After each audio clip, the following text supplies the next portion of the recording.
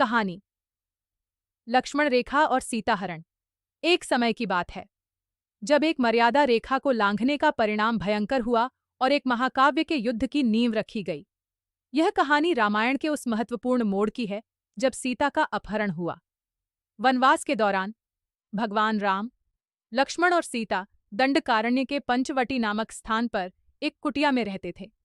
रावण की बहन शूर्पणखा के नाक और कान काटे जाने के बाद उसने अपने भाई रावण को सीता के सौंदर्य के बारे में बताया और उसे सीता का अपहरण करने के लिए उकसाया।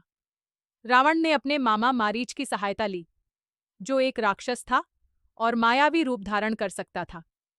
मारीच ने एक सुनहरे हिरण का रूप धारण किया और सीता के सामने आया। सीता उस सुंदर हिरण पर मोहित हो गई और उन्होंने राम से उसे पकड़ने का अनुरोध किया। राम हिरण का पीछा करने निकल पड़े। जब हिरण हाथ नहीं आया तो राम ने उसे बाण से मार दिया। मरते हुए मारीच ने राम की आवाज में हे लक्ष्मण, हे सीते कहकर चिल्लाया। सीता यह सुनकर घबरा गईं और उन्होंने लक्ष्मण को राम की सहायता के लिए जाने को कहा। लक्ष्मण जानते थे कि राम को किसी सहायता की आवश्यकता नहीं है, लेकिन सीता के आग्रह पर उन्हें जाना पड़ा। जाने से पहले लक्ष्मण ने अपनी शक्ति से कुटिया के चारों ओर एक रेखा खींच दी, जिसे लक्ष्मण रेखा कहा जाता है।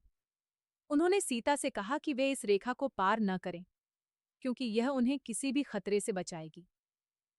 लेकिन रावण एक भिक्षु का वेश धारण कर कुटिया के पास आया। उसने सीता से भिक्षा मांगी। जब सीता ने उसे भिक्षा देने के लिए लक्ष्मण रेखा के बाहर कदम रखा, तो रावण ने तुरंत अपना असली रूप दिखाया और उनका हरण कर लिया। यह कहानी विश्वासघात, नियमों के उल्लंघन के परिणाम और रामायण युद्ध के मुख्य कारण को दर्शाती है।